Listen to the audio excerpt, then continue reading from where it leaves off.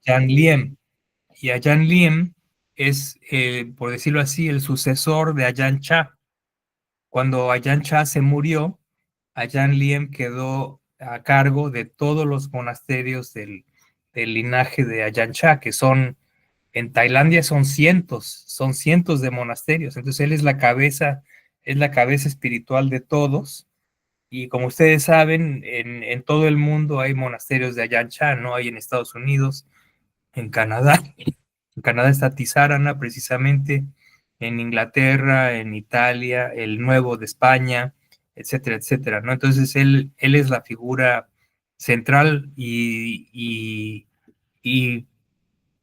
tiene la reputación de que es un arahant, ¿no? De los pocos arahants que hay en el mundo, ¿no? Porque no hay muchos, son pocos y por lo menos en el linaje de Ajahn Chah, está, está, por ejemplo, otro se llama Ajahn Ganja, también se considera Arahant, otro es Ajahn Piak, Ajahn Anan, también es bastante, Ajahn Anan tiene muchos videos en YouTube, Ajahn John Dee y Ajahn Yayasaro. Yo creo que el más conocido es Ajahn Yayasaro, ¿no? Creo que muchos de ustedes deben conocerlo, ¿no? Entonces, son pocos, pero y luego la oportunidad de poder ver a uno, pues es una cosa que dice uno, híjole, pues sí, por eso hice el viaje, ¿no? Cruzar todo Canadá para ir a verlo y pues sí fue muy, muy satisfactorio, muy bonito y vi a otros monjes amigos que tengo ahí, entonces nos la pasamos muy bien y también lo que fue siempre para mí es muy impresionante visitar a la abadesa, le podríamos llamar abadesa de la ermita que se llama Sati Saranilla. Entonces son tres bikunis, ahorita son tres bikunis que están viviendo ahí, y la cabeza es Aya Medanandi. Y yo siempre desde hace mucho tiempo, desde la primera vez que yo la visité, fue una cosa impresionante, o sea, su presencia, es más, es el mismo sentimiento que tenía yo con Ajahn Liem. Yo creo que ella es un arahant, aunque claro, nadie lo declara, ¿eh?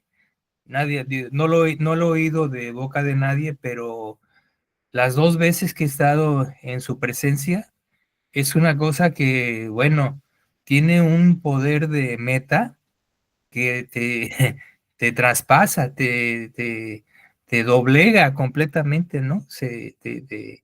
Te pone en otra dimensión, tiene un poder tremendo mental y ya está grande, creo que tiene como 75 años, algo así.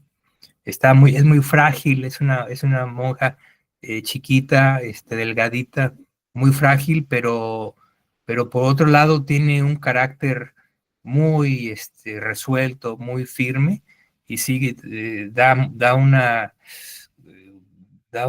un sentido infunde un sentido de mucho respeto, pero sobre todo ese poder de meta que tiene es una cosa que lo desarma, uno queda desarmado completamente en su presencia, ¿no? Y yo nunca he visto una persona así, bueno, el que vi también es Ajahn Liem, que también es un arahant, pero esas personas, realmente lo que se ve, lo que se siente, es que ya están,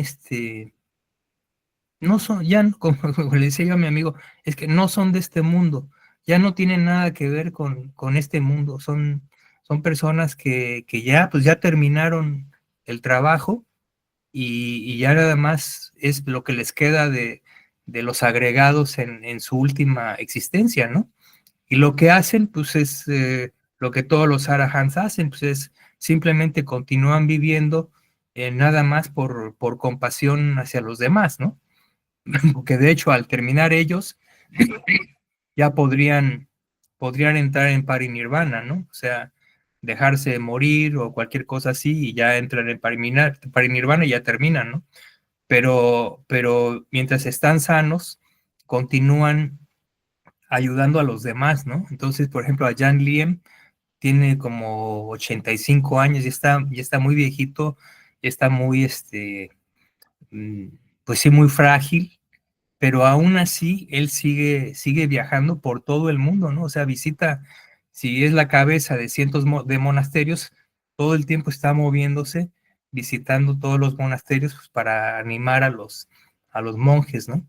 Entonces es una cosa muy, muy admirable y sí es una impresión, pero de veras tremenda. O sea, es difícil de explicar, es que es difícil de explicar con palabras lo que la experiencia de estar con ellos, enfrente de ellos, ¿no? Y todo el mundo lo siente, ¿no? Porque también todos los monjes están así, pero embelesados, ¿no?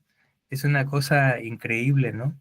Entonces sí fue una cosa muy bonita, muy provechosa, de mucha inspiración sobre todo, y pues de mucho optimismo, ¿no? Porque este tipo de personas son la muestra viviente de que el Dhamma es liberador, ¿no? Y funciona con ese fin, ¿no? Entonces esa es la cuestión principal, ¿no? Entonces sí fue una cosa muy padre y bueno, ojalá que tengan larga vida tanto a Jan Liem como a Medanandi, porque realmente son personas valiosísimas, ¿no? Valiosísimas, aunque parece como decimos en México, que no matan ni una mosca, ¿no? O sea, son completamente ya perdieron el ego, entonces son completamente humildes, así, totalmente cero pretensiones, cero todo, ¿no? Entonces sí es una cosa muy impresionante, sí, yo quedé muy impresionado, sí, así es. Y bueno, Oye, ¿podrías pasar los datos de dónde están y los nombres?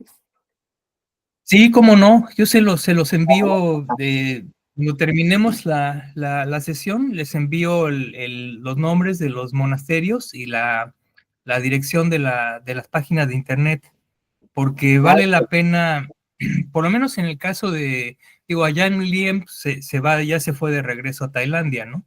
Pero allá Medanandi, pues está ahí, ¿no? Está, digamos que está disponible, ¿no? Si alguien quiere ir a visitar no le llaman monasterio, le llaman ermita, ¿no?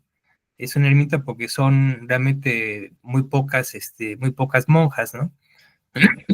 Pero está disponible, o sea, ellos, no creo que ellos, no estoy muy seguro, pero creo que ellos no organizan retiros, las monjas no organizan retiros, están ahí son muy reclusas, practican mucho la reclusión. Sí, por ejemplo, permiten que los laicos visiten, o sea, ir el día para visitar durante el día, ofrecer comida o requisitos, eso es posible, ¿no?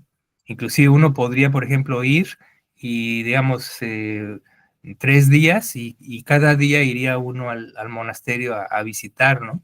Y entonces todo también es ahí con las mujeres es más informal. El monasterio de los hombres es muy rígido, o sea, todas las ceremonias, los procedimientos, todo eso es muy rígido. Y en contraste, las monjas es muy relajado, no tienen así como sobre todo para los laicos, ¿no? No hay programación, no hay nada preestablecido, entonces llega uno, rinde uno sus respetos y muchas veces ellas dirán, bueno, vamos a dar una caminata, por ejemplo, o vamos a la sala de meditación y entonces hay conversación, invariablemente, espontáneamente uno se pone a meditar con ellas, ¿no? Y es así muy abierto, una situación muy libre, pero también que realmente vale muchísimo la pena, ¿no? Y sobre todo, yo, yo sigo convencido de que ella es un arahant. Yo no, digo, no soy nadie para decir eso, ¿no? Porque uno no puede decir que otro es un arahant solamente uno que sea arahant puede decir que alguien es un arahant, ¿no? Uno que no lo es, pero lejos de ser eso, pero la impresión, digo, yo he conocido cientos de monjes y muchísimas docenas de monjas, y ella es la que me impresiona así, es la que me da más impresión, ¿no? Y la forma en que se expresa también, o sea, ella se expresa en forma muy, muy sutil, o sea, por ejemplo, puede empezar la conversación con temas mundanos, pero poco a poco ella lo lleva al Dhamma, y luego, o sea, se empieza a hablar del Dhamma, pero después habla del Dhamma y después empieza a hablar pero de un Dhamma muy profundo, ¿no? Muy, muy, muy, muy profundo, muy sutil, que tiene uno que estar muy atento para entender lo que está diciendo, ¿no? Entonces sí es impresionante realmente, ¿no? Yo les voy a mandar los datos para que los tengan a la mano. Ella tiene varios videos en YouTube. Habla muy quedito, muy despacito. A veces es un poquito difícil entenderlo, pero hay ahí algunos videos. Y las dos monjas que están con ellas son monjas más jóvenes, pero también son bastante avanzadas, ¿no? Ya algunas de ellas ya tienen varios años y tienen mucha experiencia y sobre todo también experiencia enseñando también. Entonces son muy, muy hábiles, ¿no? Y es realmente, es impresionante estar con ellas, ¿no? Una cosa increíble. Sí, entonces sí se lo recomiendo. Por lo menos que vean algunos de los videos o si pueden visitar, uy, pues eso ya sería una cosa fabulosa, ¿no? En fin, esa fue mi impresión. Ajá, Horacio. No, Rocío. Ah, Rosín. Oye, ¿y en la de los hombres sí admiten a mujeres? Sí, o sea, las mujeres pueden ir a visitar el monasterio de los hombres, pero ni para hombres ni para mujeres hay, digamos, residencia temporal. Es decir, uno no va al monasterio y se queda ahí 1 o 2 noches, sino que es visita por día. Si te quieres quedar, tendrías que solicitar residencia como practicante por unas semanas o unos meses. Entonces haces trabajo de voluntariado, ¿no? Como voluntario, entonces sí te permiten quedarte más tiempo en el monasterio, ¿no? Pero también con miras a ordenarte como anagárica, ¿no? Entonces a los 3 días te tienes que rapar el pelo y esas cosas, ¿no? Entonces, sí, es un poquito, podríamos decir, como estricto, no sé cómo llamarlo, ¿no? No es el típico monasterio en el que puedes ir y como laico y te quedas ahí una semana o algo así. En el de hombres creo que sí tienen un programa de retiros. A veces creo que hacen retiros de meditación. Entonces hay como que más accesibilidad en el de los hombres. Y según tengo entendido yo, por ejemplo, cuando se hacen los retiros, sí las mujeres pueden residir ahí también, ¿no? Pero sí, con las monjas, ahí más bien las mujeres son las que tienen ventaja, porque parece ser que en la casa principal sí hay algunos cuartos para visitantes mujeres, que si lo solicitan podrían quedarse algunos días, ¿no? O sea, entonces como que en ese sentido los hombres tenemos desventaja para visitar el de las mujeres, ¿no? Entonces, es muy, muy, muy interesante, sí. Pero esa es la situación. eh. Y claro, por ejemplo, en el de los hombres, muchos de ustedes, por ejemplo, tienen ya experiencia con los monjes tailandeses, ¿no? Entonces ya saben cómo son las costumbres, los rituales, todo eso. Entonces es muy parecido en el de los hombres. Pero en el de las mujeres, no. Las mujeres como que rompen mucho con ese tipo de tradición, como que tienen su propio sistema, hasta el ambiente es totalmente diferente, ¿no? Por ejemplo, mucha de la gente con las que hablamos, decían, bueno, es que los hombres se caracteriza por ser muy estricto, hay mucha rigidez, todo funciona como reloj, ¿no? Todo en orden, mucha disciplina, todo está súper limpio, o sea, es así como muy, muy regimentado, ¿no? Y claro, pues eso tiene su atractivo, ¿no? Porque es bonito ver cómo los monjes tienen tanta disciplina y todo eso, ¿no? Pero por otro lado, hay gente que piensa que eso es un poco rígido, ¿no? Entonces uno se pasa al monasterio de las mujeres y es totalmente al revés, o sea, es súper light, ¿no? Ahí no hay cosas estrictas, sino que es un ambiente muy cálido, muy suave, ¿no? O sea, es totalmente meta, ¿no?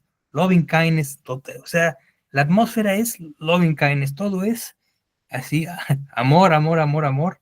Y uno se queda así, pero, o sea, como les decía al principio, uno lo traspasa a uno, ¿no? Completamente el efecto, ¿no? Digo, los dos efectos son benéficos porque eh, los hombres se inspiran mucho a hacer esfuerzo, ¿no? Ese tipo de cosas. Pero el balance son las mujeres, que es la suavidad, ¿no?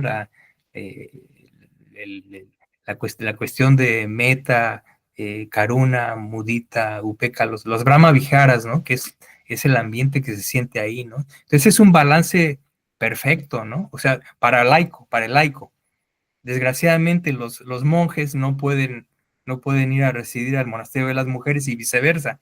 No se puede. Entonces son dos mundos que son muy efectivos, que existen simultáneamente, y aquí la ventaja es la del laico, porque el laico es el que puede participar en esos dos mundos en un momento dado, así es como lo veo, ¿no? Una cosa fascinante, realmente. Muy, muy interesante. Sí. Entonces, no sé, sí se lo recomiendo mucho, muchísimo. Mm, así es. Y yo tenía una pregunta para, para Rosina y Horacio. Eh, finalmente, la pregunta que me hiciste, Rosina, acerca de la historia del perico es para que la adaptaran ustedes en lo de Titirimundi. Era con ese Eh, objetivo, no, no, no, ¿no? no, Ah, no, nomás era una pregunta, una curiosidad aparte de eso. no, Sí, sí, sí, salió en una plática de repente de que se lo quería compartir Rosina a una amiga que que estaba también es, con cuestiones de relación con animales. Ah, ok, ok, la mujer de Albertico, Cristina, sí, como Albertico medita todo el día y entonces, nos acordamos precisamente de esa historia que un día se platicó en la casa de meditación. ah, Y sí, de hecho, Horacio y yo tenemos la impresión de que la leímos y la hemos estado buscando. Luego le comenté a Lucio, le comenté a Aarón y decidí preguntarte a ti porque es una historia muy sí, simpática, ¿no? De este sí, perico. muy que simpática.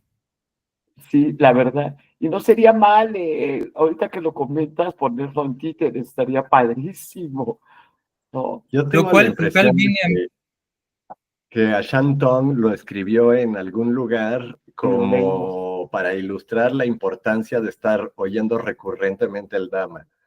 Entonces, que de sí, oír tanto el Dhamma, dijo, hasta un periquito sí, tiene el que oyó beneficio, recitar a un monje, no me acuerdo si eran las 4 nobles verdades o las 3 características, pero el periquito se las acabó aprendiendo y eso lo llevó a un claro, renacimiento provechoso. favorable, Y, sí, en el cielo. y Lucio fue el que me recordó que efectivamente un día, ¿verdad, Lucio? Este, Se habló de ese perico en la casa de meditación Ah, ya, y hasta alguien ajá. dijo que se había iluminado el perico. Y dijimos, no, no, el No, perico tuvo un renacimiento renació, en el pero cielo, sí, como Deva. Tanto no Ya, dijimos. tanto no dijimos, sí, pero es muy sí, sí, bella, sí. ¿no? Sí, Entonces, por es eso una historia venía a padrísima, preguntarte. sí. Sí, Y eso pero viene a mi siguiente pregunta. Este, hace como un año yo vi en YouTube, yo vi de ustedes la vida de Buda, que se me hizo sí, genial, ¿no? O sea, no sé si gracias. todos aquí presentes la conocen, pero la verdad es que Sí. es una obra maestra, ¿eh?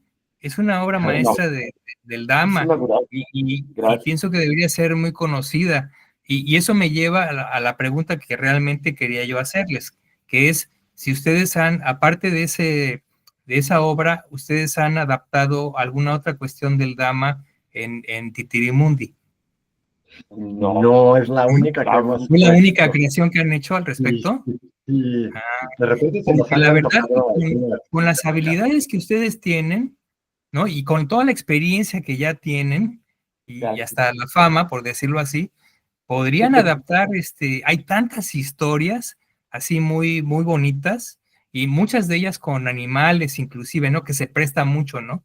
Historias de elefantes, por ejemplo, el elefante que cuidó al Buda cuando fue la pelea de los monjes en Cozambí, y se fue a la foresta, en el retiro de las lluvias, se fue solo el Buda, y el elefante lo cuidó, ¿no? Durante esos 3 meses le proveía de alimento, de agua y todo eso, ¿no? Y ¿En entonces dónde el está elefante esa historia? desarrolló una gran afinidad por el Buda y todo. Historias muy bonitas, ¿no? Del canon o también en las historias del Dhammapada, hay varias que se pudieran adaptar, ¿no? Sí, ¿En dónde podríamos conseguir esas historias?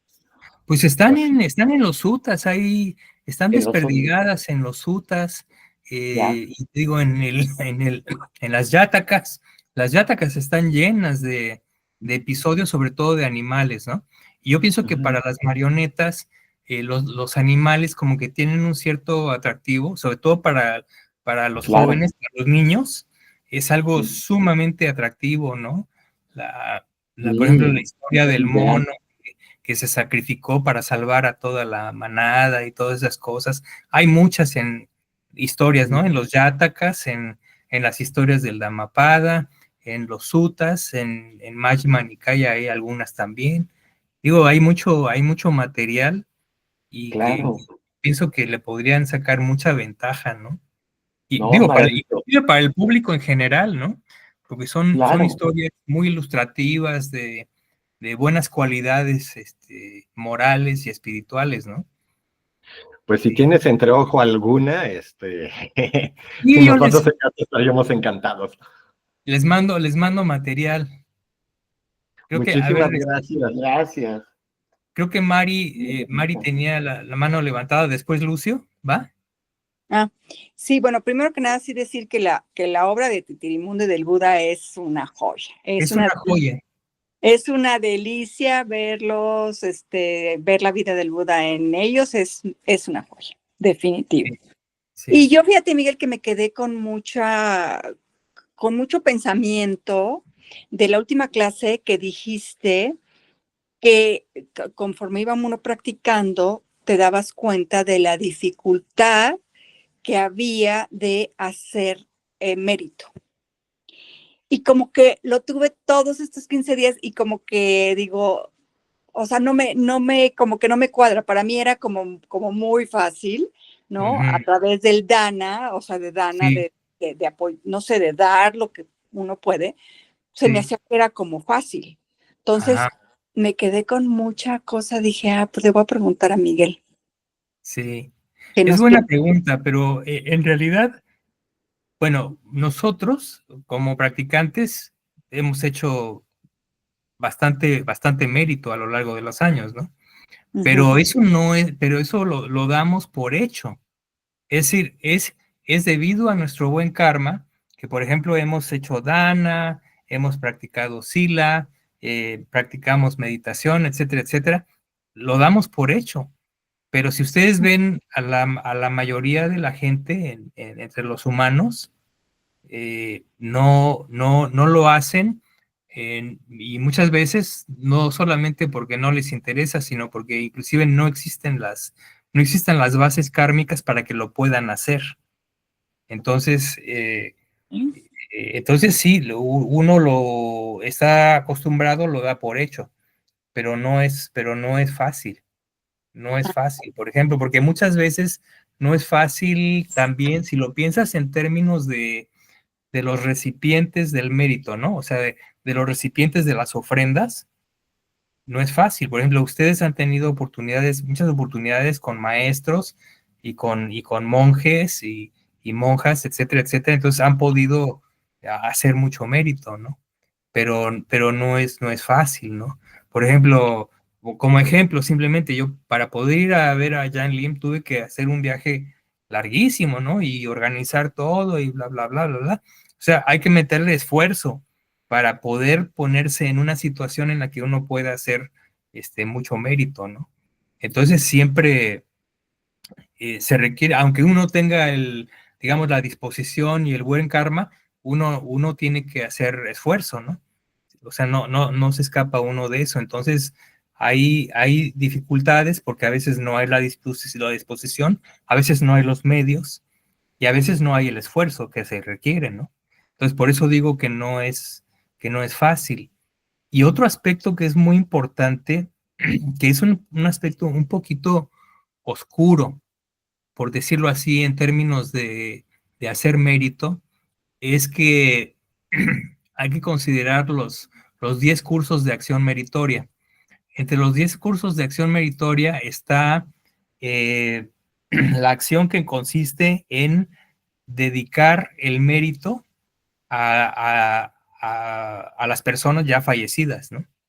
Ese es de las 10 ramas grandes de mérito, esa es una de las más importantes. Y uno no, generalmente la gente no lo considera en su nivel o en su perspectiva adecuada. ¿Por qué? Porque los diferentes tipos de méritos tienen ciertos beneficios. Por ejemplo, si uno practica la generosidad, si uno da, el resultado es kármico, es que en el futuro uno recibe, ¿no? Entonces es muy sencillo esa correspondencia, ¿no? Pero este tipo de mérito que es lo que se llama en Pali Patidana, o sea, el ofrecimiento en aras de los que ya han partido, ese es un tipo de mérito que el mismo Buda lo recomienda y la base de ello es lo que se conoce, es el sutta que se llama Tirokuda, Tirokuda, Tirokuda Sutta, y ahí él explica que precisamente los que se benefician de ese tipo de mérito de ofrenda, digamos, uno da comida, ¿no? A alguien, y entonces uno dedica ese mérito a aquellos que han partido. Ahora, la situación es la siguiente. Aquellos que han partido, a los que dedicamos ese mérito, si ellos se encuentran en el mundo de los petas, en cierto nivel de los petas que es específico, entonces ellos directamente reciben el mérito de la ofrenda y como resultado de que en sus mentes generan gozo, al atestiguar que el amigo o el pariente ha hecho mérito por ellos, en ese momento ellos mueren del mundo de los petas y tienen un renacimiento feliz, generalmente en el mundo de los devas.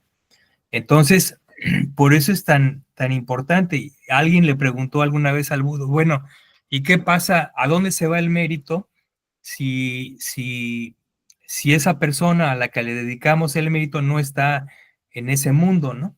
Entonces el Buda le contesta, bueno, el mérito se va a ti mismo. O sea, tú recibes el mérito de todos modos, de la ofrenda. Pero la cuestión que es especial es que efectivamente existe una posibilidad de ayudar a los parientes o a los amigos que han partido de que logren un renacimiento más favorable, porque la vida de los petas es una vida miserable, es terrible, ¿no? Es una vida de más sufrimiento que los humanos y que los animales, ¿no? Entonces es una vida de sufrimiento. Entonces, la otra cuestión es esta, que cuando uno hace, como ellos no tienen la oportunidad de hacer mérito, ¿sí? O sea, están en una situación, es un poquito un mundo, en cierta forma, un poquito parecido al humano, ¿no? Que se caracteriza por estados mentales de mucho deseo, ¿no? Sobre todo de deseo insatisfecho, ¿no? Entonces, la situación es que ellos no tienen oportunidad de hacer mérito ni tienen la disposición mental para hacerlo. aunque pudieran tener los medios en existencia, pero no lo hacen, porque simplemente hay todas esas obstrucciones. Entonces, cuando un pariente en el mundo humano hace la ofrenda y la dedica, y esa persona está residiendo en ese mundo, recibe el beneficio, que de otra manera no se podía recibir. Entonces, el resultado kármico para la persona para el humano que hace esa ofrenda, es que el resultado es un resultado muy especial. El resultado es que en el futuro va a tener oportunidades para hacer mérito. ¿Por qué? Porque está permitiendo que el que no tiene oportunidad para hacer mérito lo haga a través de atestiguar el acto meritorio del pariente o del amigo humano.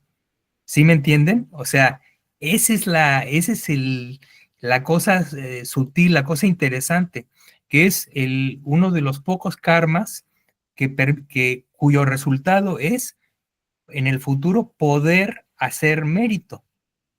O sea, eso quiere decir que si nosotros tenemos la capacidad de hacer cierto mérito, sobre todo méritos grande, eso quiere decir que lo podemos hacer porque en el pasado hemos hecho mérito que le permite a otros hacer mérito que no podrían hacer de otra forma, ¿sí? Entonces, ese es el chiste y es muy importante, ¿no? En el mundo budista, sobre todo, por ejemplo, yo lo atestigué mucho en Tailandia. No es popular en Occidente, no es popular, no sé por qué, pero en Tailandia sí. En Tailandia, cuando la gente se muere, los parientes inmediatamente van al monasterio y ofrecen una gran comida, por ejemplo, ofrecen requisitos, ofrecen túnicas, medicinas, etcétera, etcétera, a los monjes, dedicando el mérito a los parientes que acaban de morir, ¿no? Por esa razón. Y la razón es que en el futuro esas personas van a poder hacer mérito fácilmente porque se les presentan las oportunidades para hacerlo. Entonces, por eso es muy importante que nosotros también, nosotros somos occidentales, no estamos acostumbrados, culturalmente no tenemos la influencia, pero sí tenemos la teoría, sí sabemos que eso es así, de acuerdo con el Dhamma. Entonces, nosotros debemos tener a bien que cuando hacemos mérito, ¿sí? Hay que recordar a nuestros padres, pues, principalmente si tenemos padres que ya han muerto, dedicar el mérito a nuestros padres, ¿no?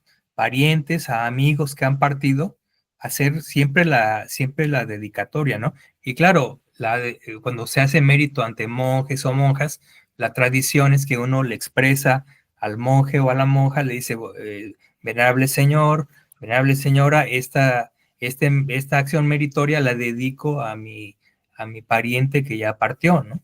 Entonces, de esa forma se consuma este tipo de mérito que se llama Patidana. Entonces, es muy importante. Es tan importante como los otros tipos de mérito, ¿no? Como la práctica de la moral, la generosidad, meditar, el servicio a otros, veneración y respeto a los que merecen veneración y respeto, compartir el Dhamma, oír el Dhamma, practicar mudita, son las demás formas de hacer mérito, ¿no? Pero esta en particular, repito, tiene la virtud especial de ser la vía que se nos abre para que en el futuro podamos hacer mérito. Entonces, porque repito, no es fácil hacer mérito. Los que podemos hacerlo lo damos por hecho, pero no es una cosa que sea natural, es una cuestión kármica. O sea, lo podemos hacer porque kármicamente estamos dispuestos estamos condicionados a poder hacerlo. Pero es una cosa muy excepcional, no es sencilla, ¿no? Entonces, eso tómenlo mucho en cuenta, es muy importante. Gracias, Miguel. Uh-huh. Y luego, Lucio, tú querías hablar. Sí, varias cosas. Una de los Yatakas, fíjense, Horacio Rosina. Y de hecho de estos libros ya te había platicado, Miguel. Le compré a mis hijos unos libros para niños del Dhamma. que son historias del Dama ilustradas, por lo general yatacas. Y, Ujú. y están pues, muy bonitos, y es una paginita nada más por historia. Entonces, se los puedo rolar estos libros para que busquen ahí, o sea, para que se los lean ahora sí que de pasta a pasta los libros, agarren los que más les gusten y ya leen la historia completa. No sé, lo que pasa es que estos libritos ya están curados para niños, ¿no? Entonces, a lo mejor, pues, puede ser Sí, pues es muy buena idea. pues, ahora podemos hacer así. Otra que te iba a preguntar, Miguel, que o sea, si si el compartir nuestro, hacemos una buena acción, o practicamos el Dama, que lo hacemos pues, por la acción o por el Dama, y ahora sí que hacer beneficio, además con el mérito, pues ahora sí que es un plus, ¿no? Sí, O sea, no claro. es lo que estamos buscando al principio, pero ahora sí que es un plus. Y si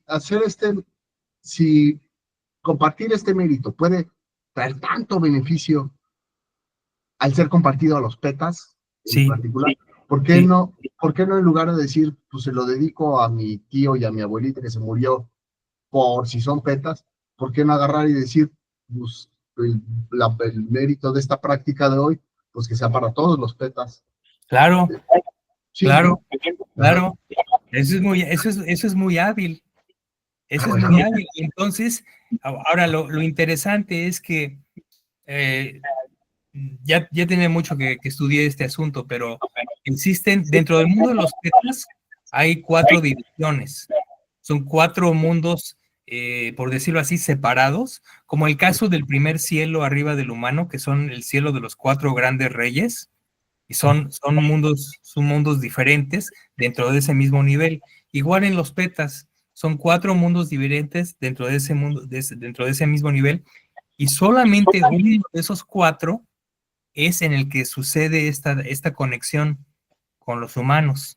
Entonces, según la descripción de los textos, básicamente existe una conexión, por lo menos una posibilidad de conexión mental con esos seres, ¿no? Entonces, la cuestión es una cuestión de probabilidad, ¿no? Y siendo una cuestión probable, aunque eh, pudiera ser alta o baja probabilidad, no sabemos, un pariente renació ahí o no, no lo podemos saber, pero considerando que existe una probabilidad, uno hace el mérito y lo dedica, ¿no?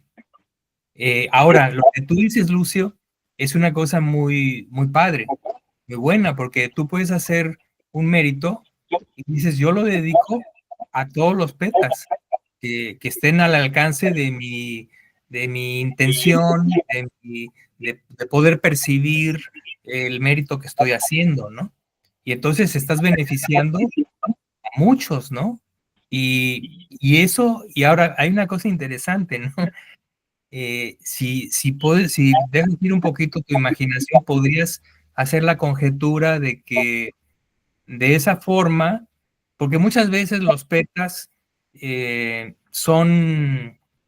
pueden causar un poco de problemas a los humanos, ¿no? Son espíritus, lo que llamamos un espíritu chocarrero, lo que sea, pero eso sucede, ¿por qué? Porque están muy hambrientos, porque necesitan ayuda, y entonces interfieren con el humano, ¿no? A veces, una cuestión así, pero si tú haces una cosa de ese tipo, entonces, como decimos en México, te los echas a la bolsa, ¿no? Porque ya sabes, ese es el cuate que nos está ayudando, ¿no? Entonces, por decirlo así, creas una buena relación, por lo menos con ese estrato, ¿no? O con una subdivisión o con un grupo de petas de ese estrato, ¿no? Y eso es algo bueno, ¿no? Así, lo mismo sucede la relación de un humano con los devas, ¿no? Aunque los devas no se interesan, en general, no se interesan mucho por los humanos, sí hay devas, son pocos, que son budistas y que se interesan, sobre todo cuando el humano hace mérito, ¿no? O cuando el humano tiene buenas cualidades, hace mérito, está comprometido con el Dhamma, ellos están pendientes de eso, ¿no? Entonces muchas veces eso hace que también a veces el humano reciba ayuda, ¿no? Ayuda de los devas, ¿sí? Ya ven que, por ejemplo, en el catolicismo es muy común eso de que alguien tiene una tragedia y ayúdame, Dios mío, lo primero que piensan. Nosotros como budistas no tenemos eso mucho, pero si ustedes desarrollan una relación con los devas, por decirlo así, y eso se puede hacer a través de la práctica de la remembranza, precisamente, ustedes saben que es una de las 10 recolecciones o remembranzas, es la remembranza de los devas. Uno atiende a las cualidades que llevaron a esos seres humanos a renacimiento como devas, y uno cuenta precisamente las condiciones de vida de esos devas, todas las bendiciones de las cuales gozan, etcétera, etcétera. De esa forma uno puede en cierta forma establecer una relación. Es una relación mental, por decirlo así, ¿no? De manera que si una persona altamente virtuosa en un momento dado requiere asistencia de los devas, puede por lo menos hacer el intento de solicitar ayuda, por decirlo así, y a veces sucede, ¿no? Sucede. Y digo, el universo es una cosa muy, muy extensa, muy vasta, y lo que conocemos es muy poco.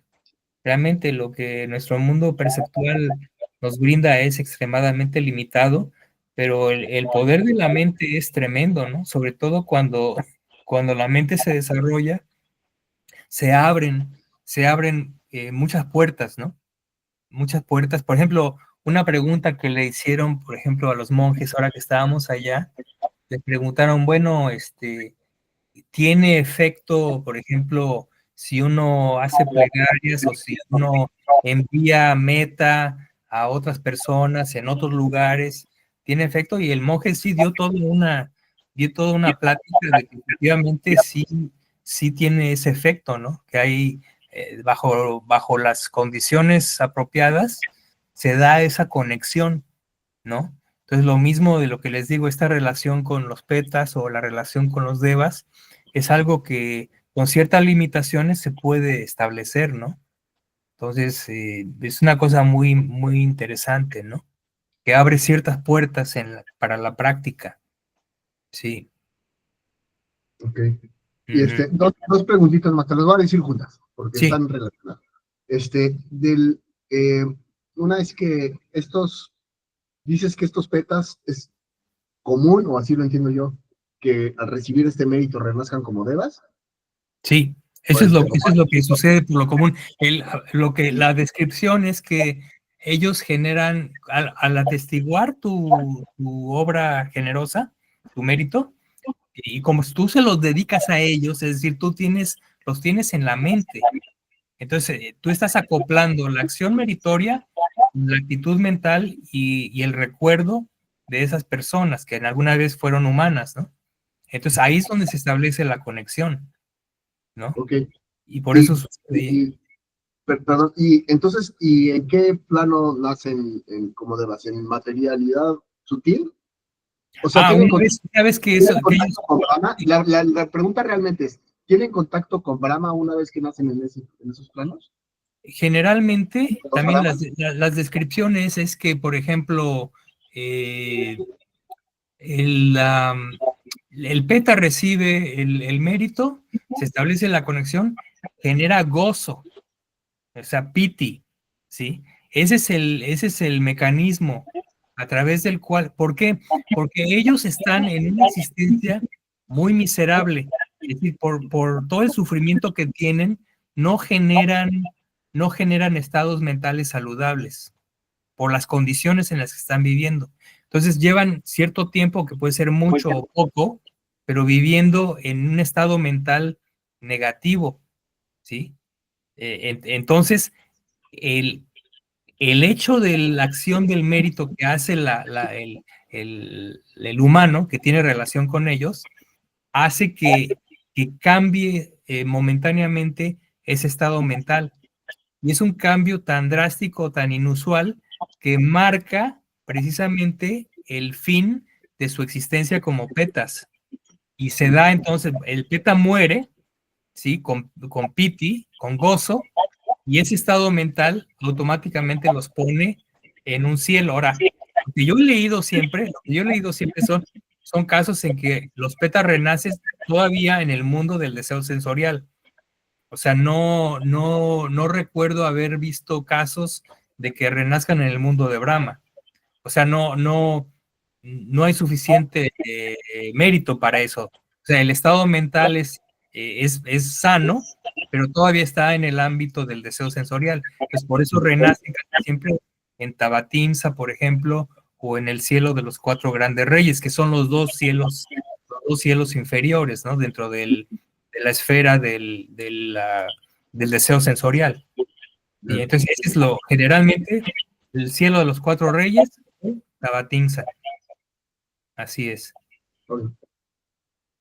Que de por sí, bueno, cualquiera de los dos es una cosa, comparando con su estado existencial como peta, pues es una cosa increíble, ¿no? Porque hay otra cuestión.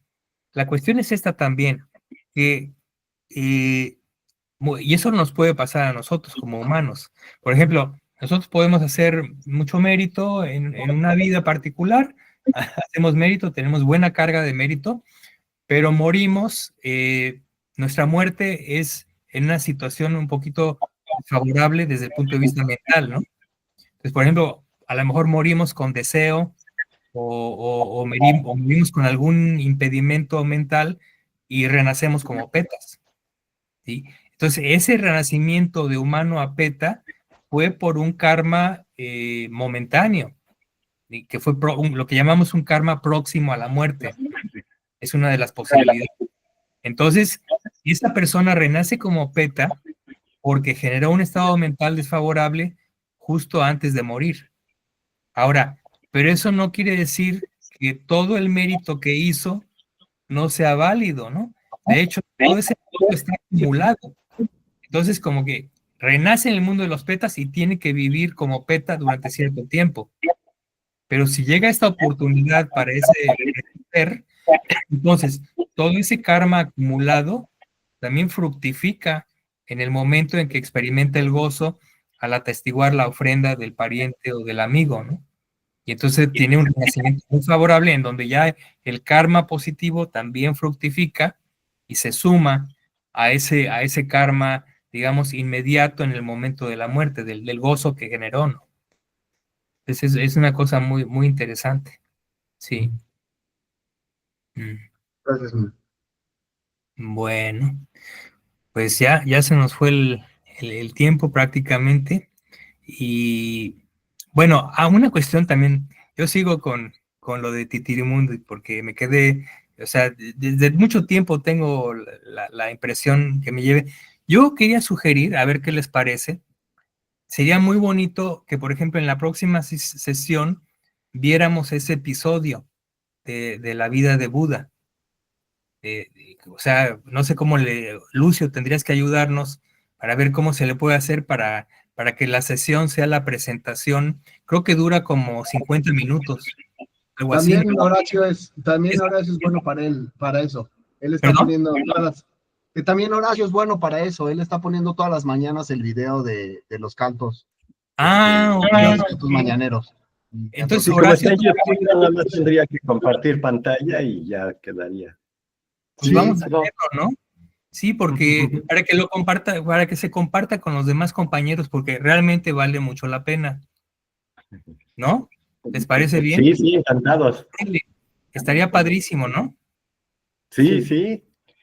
También quiero decirles que gracias a Lucio estamos todas las mañanas a las 7 de la mañana, estamos meditando juntos. Entonces estaría lindo que los que no, que se unan a este grupo, porque cada día son más, son los cantos que nos hiciste favor y después cada quien medita un rato o caminando o como sea, y después se lee un pedacito de un sutta y luego ya cada quien se va a trabajar, pero los que no están, con mucho gusto les compartimos. Se llama Meditación Mañanera.